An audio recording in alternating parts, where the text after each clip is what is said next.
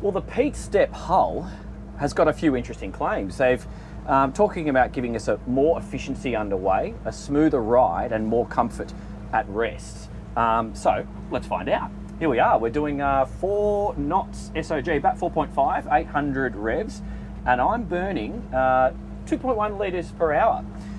We've currently got the 370 horsepower Yanmar on board. So you got an option to go to 350 or 320, but makes sense to start with the big motor because everybody with a powerboat would want to do that. I'm on the X-Power 33. Dan Jones is my name. Welcome to Dan's Boat Life. And this is a full test, and we're actually going to do a detailed walkthrough at the end of this video. So keep watching if you're interested in that, and we will just nose her out into the ocean today, even though there is only a little bit of swell. So bringing the speed up through to 5 knots, I'm seeing 2.7 litres an hour. That's really impressive. So I'm liking what I see already. I've got 900 revs on the rev counter, and I'm comfortable. X-Yachts, I know a lot about this brand. I was personally involved selling them between 2004, 2012. They are a premium sailing yacht brand. Think Swan, think high quality. Built in Denmark, do really excellent work. I've got some really fun stories I could tell you about sailing X43s, X37s and the like. But what are they doing? They're getting into the powerboat world. And I think that's a great thing, because when you combine a company that knows how hydrodynamics work, because let's face it, they need to power their vessels by the wind. When you translate some of that thinking into powerboat thinking, you often get a pretty good result. So what are we doing now? I've sped up to 5.8. Let's take it to 6 knots, and I'm not even touching 5 litres an hour. So this is gentleman's cruiser consumption. So logical, because I think a lot of sailors are going to be paying attention to this vessel, but by the styling, as hopefully you will be appreciating from my drone shots that I've just taken for you, this is a boat that's going to appeal to a lot of powerboat guys too, like a lot of, you know, true powerboat guys. It's not just the yachties. So let's just bring that speed up a little bit now. Got a little bit of wash coming from port to starboard from a motorboat, and rolling through 7 knots. That is giving me 1,300 revs and 7.5 litres an hour. That's cool. All right, that's not a lot at all. So, still got the drive all the way down, and I'm just going to keep increasing that speed moderately before we get on the plane. So, at 8 knots there, 8 knots, 15 to 1,600 revs. Okay, 8.3 and climbing, I'm doing 11.5 litres an hour. Why am I talking about the fuel consumption? I don't always talk about fuel consumption on this channel.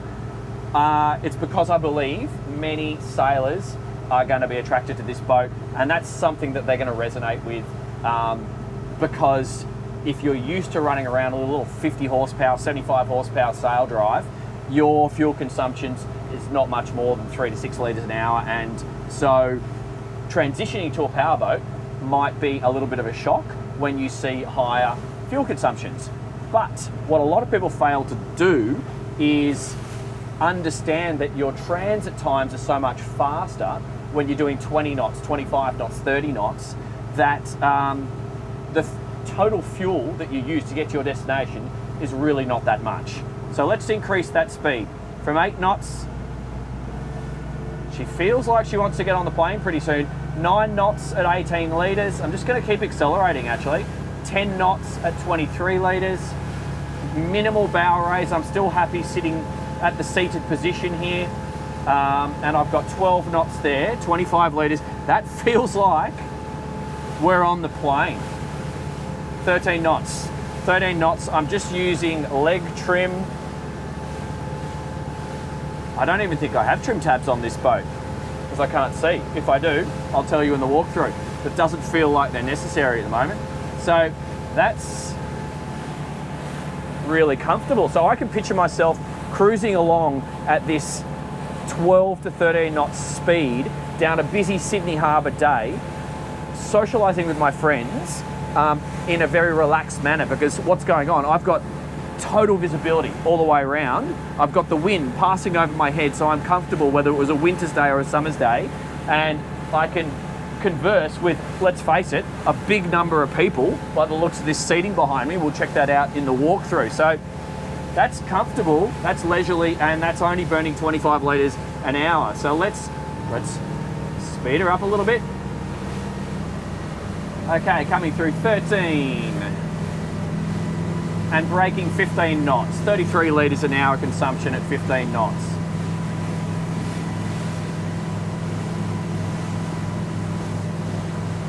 Okay, 17 knots, 30 litres an hour. I'm just going to pass these guys on the fishing boat.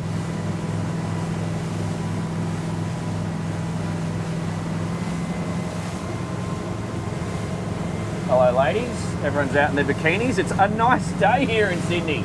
Oh my God, we've been hammered by rain this year. Okay, 20 knots. 20 knots feels, oh look at that.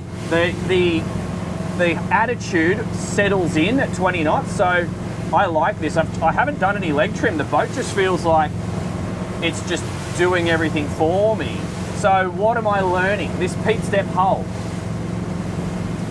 She seems to want to run flat.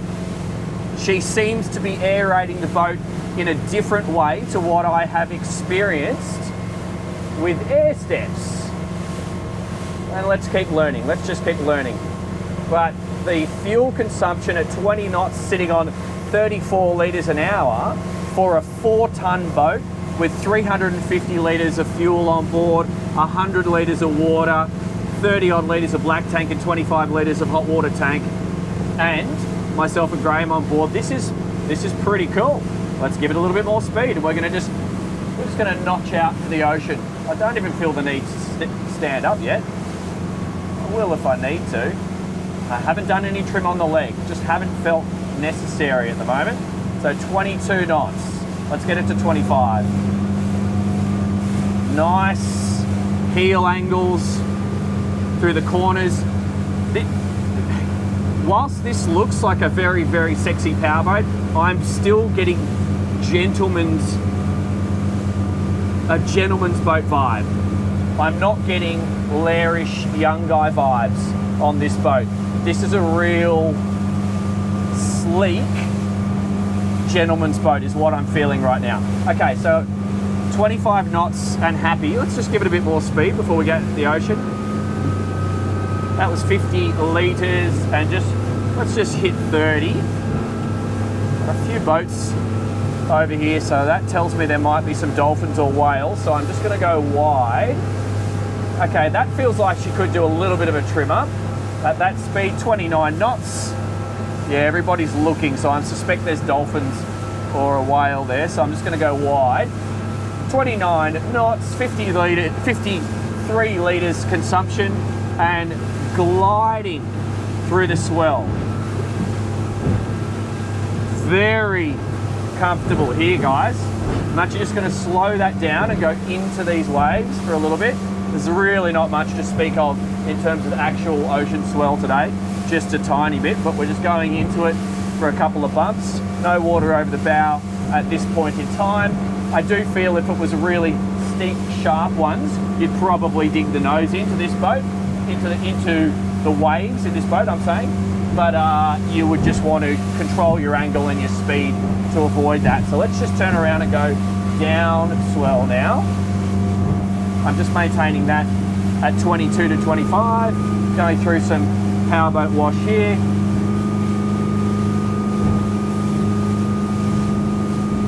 This is lovely. This is really refined. That's the word I'm going to use. This is refined. You know, that's what I would expect of an X-Yacht.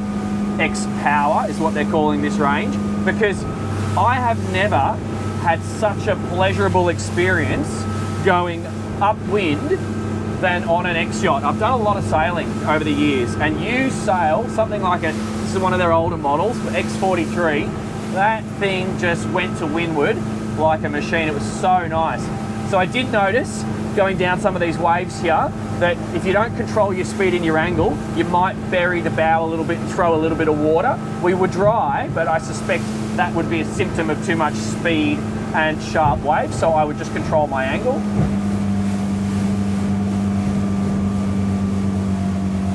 What a pleasure. So this is refined, gentleman's, good-looking powerboat vibes.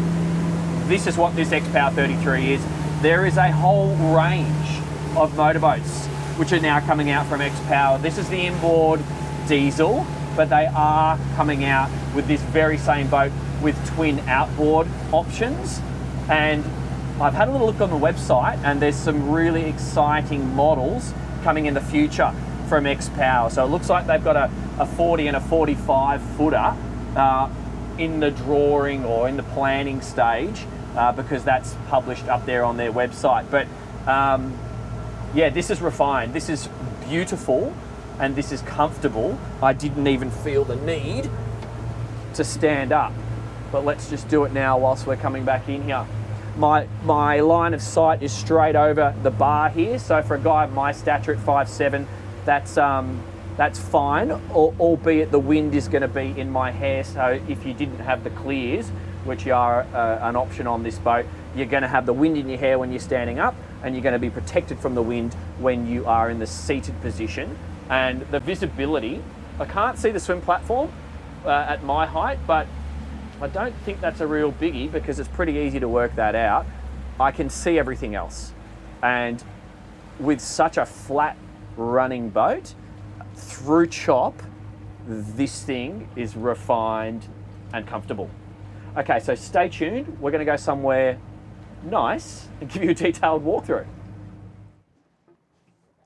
Okay, welcome to walkthrough part, guys. First things first, anchoring this boat is pretty cool. Obviously, you look at a beautiful flush bow like this and you go, how's the anchoring setup going to work?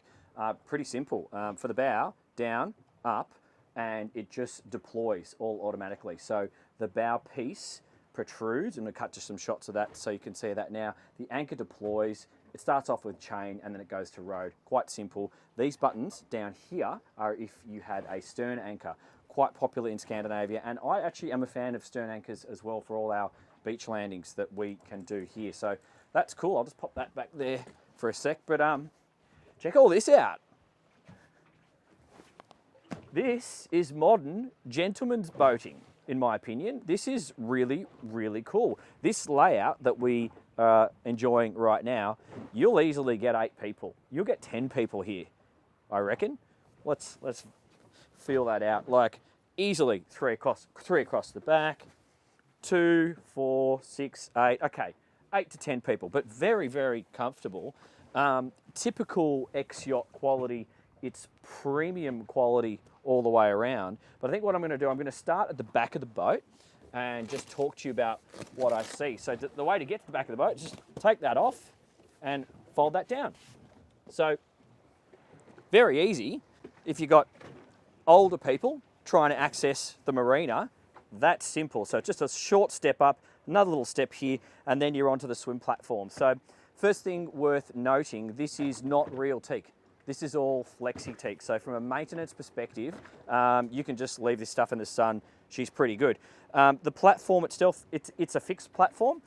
This size of boat would be too small to allow for a drop-down platform because you'd throw the center of gravity too far aft, so that wouldn't work. So fixed platform it is. It's about 1 meter wide and it's plenty good. On the port side, you've got a deployable swim ladder with an inbuilt grab handle. I do like seeing that, because just sometimes it's hard to pull yourself out of the water. Simple as that. Some of the features we see here on the transom, on the port side, we've got the gas locker. That's a vented gas locker with a small-ish gas bottle for your cooking. On the starboard side, they've got the electrical. So that's the shore power just in there. I see a little fitting there. That is the air outlet for the engine ventilation system. And then it's really worth noting the design of these seats wrapping around here. It's quite sexy. Like this fiberglass molding that comes around with the gap of the seats. It's quite a stylish, gives quite a stylish look to the boat. So that's nice to see. This tells me it's a sailing yacht designer that is building a powerboat, because these are drop-down cleats, really handy on a sailing yacht and you're running spinnakers up on the bow and you don't want to get things caught, but also sensible and convenient for a motorboat. But let's get back into the sexy area, because this is what it's all about. Like, you take a boat like this, go somewhere nice and have lunch. That's really what you do. But what we just discovered is it's such a pleasure to drive. It's so easy to power along at moderate speeds, but you have the ability to do fast speeds. So if you're the sort of person who just wants to enjoy the journey, you'll do that really happily on this boat, because you won't be using much fuel. You'll be able to communicate with all your mates, and all your guests are going to enjoy themselves as well. You know, this is really, really good from a socials perspective. So what are we looking at? Little fold-out lunch table. This will electrically lower and turn into a huge sun lounge. Hopefully you're noticing that I'm in shade. So this is the Shore Shade electrically deployed telescopic stainless steel jobbies with this material shade. You can run this. I would run this at a moderate speed. 30 knots, not so much, but you know, 20 knots or lower, I would still keep this deployed. It might even stay up in 30. I just haven't tried. So what are we seeing as we make our way around? We've got deployable, not deployable, this, you press this button here is what I'm trying to say, and it unlocks this storage locker on the port side. Same again on the starboard side. I've just gone in here and had a deep look and opened up all the access portholes inside the locker. Clever design at work. On the port side, you have your wiring loom and all your electricals going forward and aft to manage all the various systems on the boat. On the starboard side, you have all your fluids. So your fuel, your water, etc. is all going forward and aft on the starboard side. I like seeing sensible separation like that. So the storage areas are great for fenders and boaty stuff, covers, that sort of things will go really happily in both of these lockers. Underneath me is the engine hatch lift. We're going to show you that at the end of the video. A huge amount of insulation on both sides. The quality of the timber work and behind everything that you see, from what I just observed, it's second to none, which is what I would expect from an X-Yacht. So, reaching this point, I'm almost at the middle of the boat. This is the logical place to go forward or reach the side deck. So basically, you have a little step here, which is so big, and then you can hang on to the shore shade, step up here, and then you have a gutter, which is on the T-top. This is optional, but all Aussies would take this, which is gonna collect the rain and send it aft, so it would probably drip down here. There might be another place forward, but it really serves well as a handhold. So you can step up like that, so that's not too bad, and you could even possibly use that as a grab hold as well. So if you were using this boat in winter, I feel like the guests are gonna wanna sit here, because these people are gonna be in the wind, but these people are gonna be quite protected. We're on anchor at the moment. I can feel the breeze wafting across, and immediately, when you sit here or forward, you've got a lot more protection from the wind. So I suspect that's where you're gonna wanna be on a winter's day. And these ones, not locked, but these are your storage lockers, easily accessible, shallower lockers here and here. They both lift up. So if people jump on board with duffel bags, you might put them in there and there, because that makes perfect sense.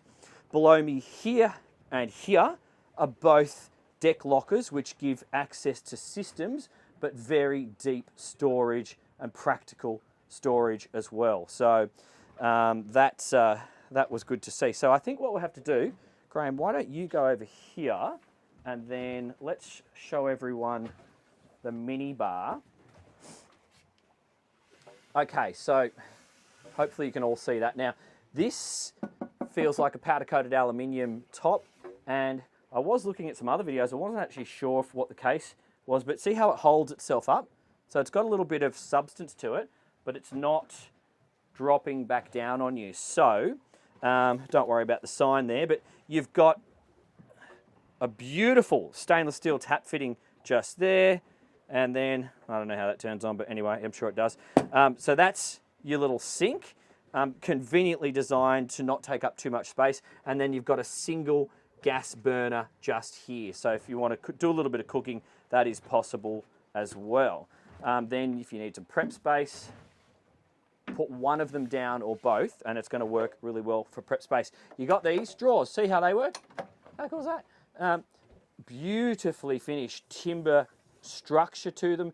This one is clearly designed for a coffee machine or some other sort of device, because you've got 240 power outlets in there. So I would actually use that for coffee probably. And this is just all your normal picnic storage. You can have all your cutlery in there and your other bits and pieces in this one just here. Let's have a look at the side, and you've got a conveniently located bin just there. So everything is encapsulated in this module very, very sensibly. That's really classy. And finally, a couple of fridges. Just drawer domestics, but that's all you need on a boat of this size. Before we go to the helm, there is another, I think it was this one, large drawer. But just look at the construction. Beautiful timber surround, nice fiberglass molding on the inside, and we still have this aluminium powder coated finish. This is all hardy stuff. That's great. So the T-top itself, before I get to the helm, your protection starts from here. So almost at the trailing edge of this windscreen, you're protected under the T-top. So you obviously got a little bit of rain protection if there's light rain, and you do have a considerable amount of sun protection. Even though you've got these two fixed windows, they're quite well tinted, so they're knocking out quite a bit of the UV. You do have this grab rail. That's for tall blokes only. I'm sort of struggling to reach that. A couple of downlights here, a couple more downlights there, and I can also see the tracks for infilling this with clears. I feel like in our climate, you would probably just put a cover that goes from the windscreen over to the back of the boat, because that's nice, easy and quick. And then maybe in like 2 months of winter, you might put the clears up to make it a bit more of a winter operational type setup, but that's probably all you would do. But yeah, seems like it's solid but not too heavy construction. It didn't really affect the center of gravity negatively, in my opinion, underway, because I did notice the fuel tank was centrally located forward of the motor, so the center of gravity is quite good on this thing. So come forward, let's try and get all the helm into shot. I'm just gonna, this upholstery is gorgeous. It's super high quality, it's like this soft leather. It's just lovely, like lovely construction, really well put together. I don't know if that drops down or not. Oh yeah, it does. Look at that. Look how solid the stainless steel backing is to that. So that's great. Anyway, you've just seen the test drive. You noticed that I was quite comfortable sitting down for the entire drive. This boat runs flat and comfortable, and this Pete Step hull has got a place in the market. So I think this hull has got a lot of future in terms of hydrodynamics and what we can do with boats, because it was clearly giving us a really good fuel consumption. It was giving us a level attitude underway, and a sporty enough ride. It's not the most sporty boat that I've ever driven, but I don't think it's trying to be. It's absolutely gorgeous. It's very efficient, and it gets you where you want to go. And that's probably what the people who are looking at this boat are trying to achieve. So we've got a helm here. So this is the single. You can have this with twin outboards. So you would have twin throttles if you had that option. You got your bow thruster forward of that. It is in this well just here. So one thing I noticed when we're underway from a seated position, completely comfortable, not a problem. When you're standing, if you transition just standing, your arm sort of just bumps just here. So the solution to that is just drive it like that. So instead of having your hand like there, just have your hand like that. Much more comfortable. You can kind of sit on the folded up seat just here, and it's quite comfortable. So I just didn't see that as a negative, because you can just resolve it like that. Just forward of the wheel. The wheel looks like she's adjustable. She is. I've got the X-Yacht logo. It's a little bit bigger than some wheels I see on motorboats, but it's quite comfortable. It's got the electric steering on this one, and you can do hydraulics if you choose. This is the keypad for the Simrad.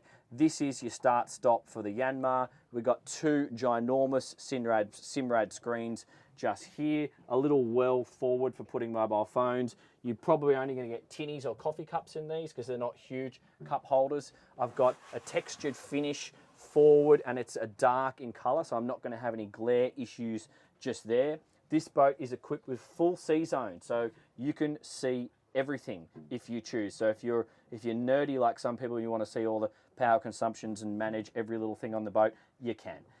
Simrad autopilot just here. We've got the nice switches just here. So attend power, main power, dim, horn, bilge, nav, wiper, defrost. Yeah, okay, it is from Denmark. That makes sense. Questionable location, but you do have zip wakes down here. That's the Yanmar diagnostics. That's your chain counter and the VHF. I'm not really sure why you would put a zip wake all the way down here, to be honest, because you'll never see it. However, I've used zip wakes in auto plenty of times, and I almost exclusively use zip wakes in auto because they're the kind of system that you do just set and forget. So that's how I would do it. I would just set it in auto, and I wouldn't worry about any manual setup just there. The windscreen itself, multi-piece glass. This is all toughened glass, and it looks like powder-coated aluminium frame going around. And maybe go back just here, and let's have a look at the passenger side. We've got the Perspex sliding companionway door here. We're carrying across this darker finish to the passenger side or the navigator side. A couple more cup holders. Really good phone storage area just here. That's your stereo control. So your passenger's going to be operating that. That'll Bluetooth to your phone as well. This is your VHF. Simrad. Yeah, that's a VHF. Big Fusion speakers just here. I see downlights all the way around the cockpit actually. And this is actually a heater. I've used heaters now on motorboats, and I think they're great. And even in Sydney, for a month or so during the year when it is nippy, how good would that be to be cruising about with your heater on and having warm feet in your open boat? Like, that would actually make a difference, you know, on a June or July day.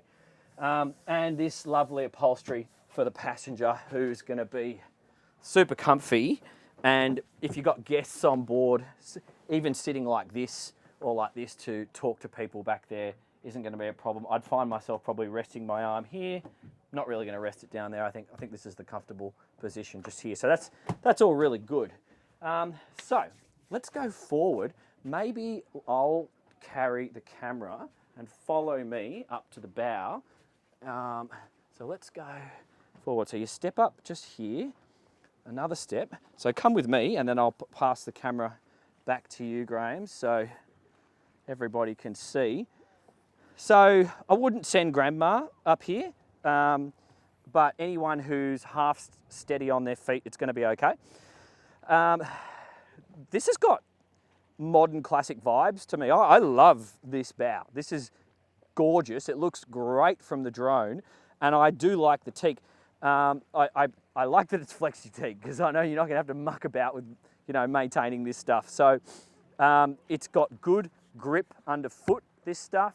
It's got great looks. You've got the escape hatch down to the cabin just there, but it's forward facing, so it's going to draw air down to keep that cabin ventilated. And then we just basically got flush mounted grab handles on either side, which are going to hold the sun lounge, I assume. So I saw those cushions downstairs. We'll test that at the end of this and cut to a shot so you can see that sun lounge. The anchor set up. Yeah, pass me the camera. Let's have a look at this. That's great. This is just a really cool piece of kit that I enjoyed using earlier. And it works. It works, and it's simple. You can see our road just there, and you can operate it from the bow if you choose. So that was great. Works good. I'm a fan. So anchor lights, or not anchor lights, navigation lights I should say, they are in this little moulding just here, so they're just slightly out of the way. We've got more of those adjustable cleats. You've got midships cleats, bow and stern cleats, so tying up at the dock is going to be fine. And I noticed on the port side deck, you've got water in, waste out, fuel in which marries up with the starboard side fluids, which I noticed before. Let's go downstairs and have a look at the cabin. I think it's time. Okay, guys, welcome below.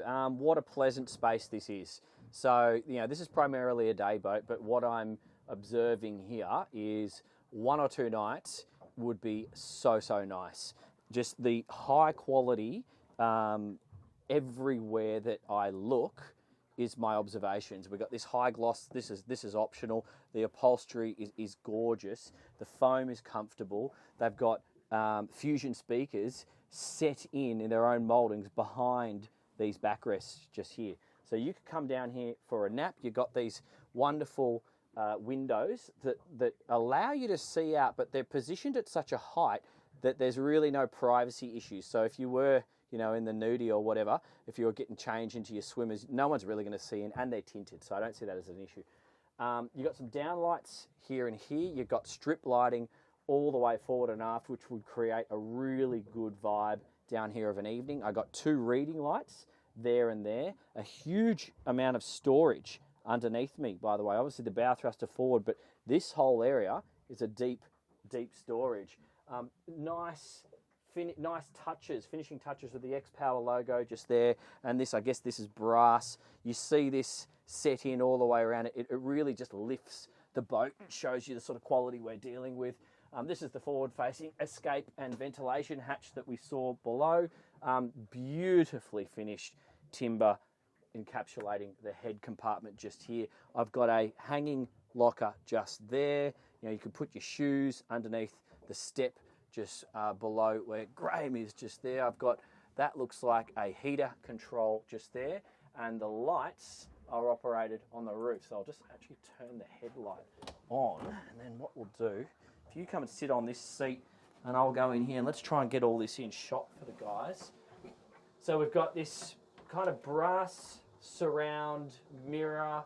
I'm guessing that's brass, I don't really know. Really nice handhold and hinges. Everything is top quality, but just observe this space that we've got here. It is a sit down head, you can't really stand up, but you've got plenty of space. I'm on the loo right now, and you've got this really, quite usable sink area here. This space here, it's been cleverly designed to hold all your little sunscreens and all your bits and pieces. They'll all just stand up in there and stay out of the way. So that's cool. One other thing worth noting, you will want to be concerned about your privacy in this room, and X-Power's got that sorted. How cool is that? So that's pretty neat. Got a little bit of ventilation here, some downlights, and storage below, and more storage on this side, and even a 240 socket for your shore power or inverter. So that's really good quality. Let's go have a look at the engine bay. Okay, so easiest way to the engine bay, I think it makes sense to lift up the cushions just so they don't interfere with the hatch. Get in here, rocker switch in here. Up is up, so let's just go up.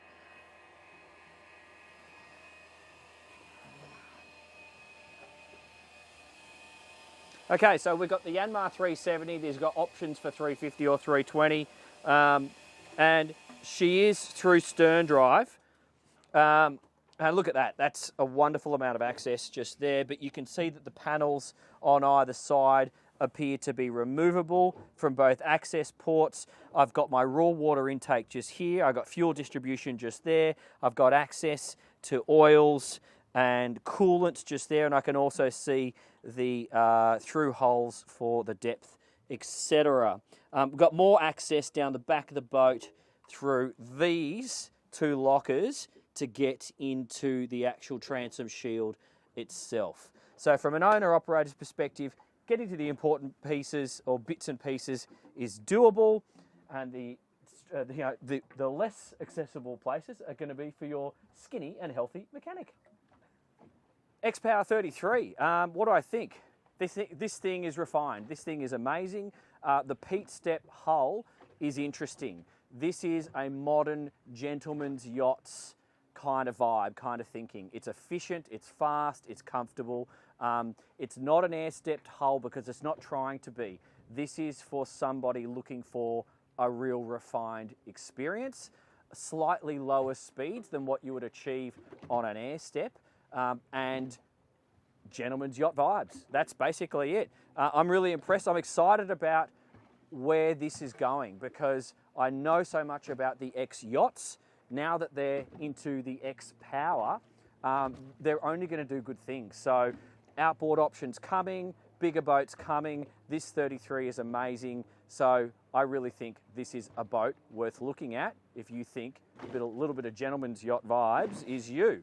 Anyway, my name's Dan Jones. This has been Dan's Boat Life. If you like this content, I make it for you. I don't take any money from dealers and factories. I'm completely independent. Support me on the Patreon if you think it's worth me creating more of this content. Thank you very much. I'll see you on the next one.